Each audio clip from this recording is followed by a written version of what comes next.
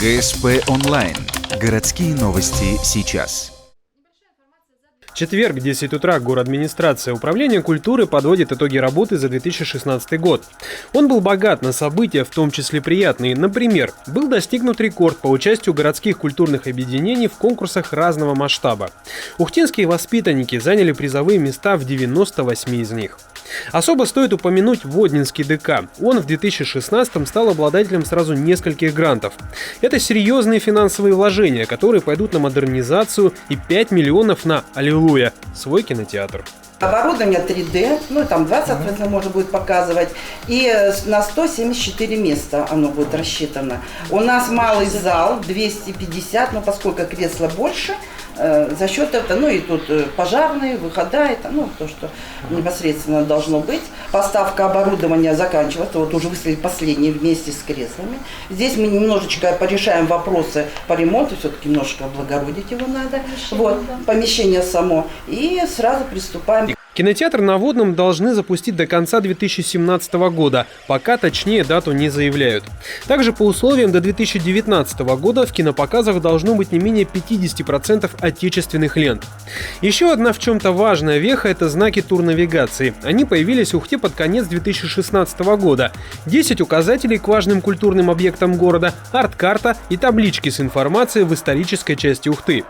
Правда, на этом все не закончится. И знаков, и других моментов для удобства туристов должно быть больше, а также в Ухте может появиться визит-центр. Сейчас в республике создается территориальный визит-центр, то есть он будет, насколько я знаю, на базе Финно-Угорского этнопарка. И на территории нашей также планируется сделать визит-центр. Я думаю, что он будет филиалом вот как раз того визит-центра, который создается централизованно в республике. Что касается материального, то здесь также есть достижения. Сейчас обсуждается с партнерами вопрос о долгожданном ремонте кровли Дома молодежи. Реконструирован памятник в поселке Ярига и продолжается ремонт в городском ДК. Средства на изрядно затянувшийся ремонт кровли идут из муниципалитета, а вот с другим ремонтом рассчитывают на помощь «Газпрома». Вообще по срокам до 1 июня. Но если вдруг возникнут какие-то, бывают в процессе проведения строительных работ, некие задержки. Поэтому мы, конечно, очень надеемся, что ремонт кровли будет произведен до летнего периода, и мы наконец-то уберем с крыши всем надоевший вот этот тепляк. Но на сегодняшний день в здании Дворца культуры проводятся ремонтные работы по объемным помещениям, такие как фойе 2-го этажа, одна из центральных лестниц внутри помещения, первая, фойе 2-го этажа. В перспективе по окончании мероприятий, которые мы запланировали на 9 мая,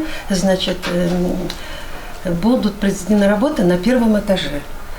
Сейчас начинаются работы, приехала уже компания, уже 2-ю неделю они трудятся на нашем объекте, они проводят работы по фасаду. Кстати, о кровле. Музыкальная школа номер 1 в этом году празднует юбилей. Еще в 2016-м ей помогли с ремонтом кровли, а также в этом ожидается покупка нового рояля. Собственно, на свой день рождения музыканты готовят культурную программу для горожан.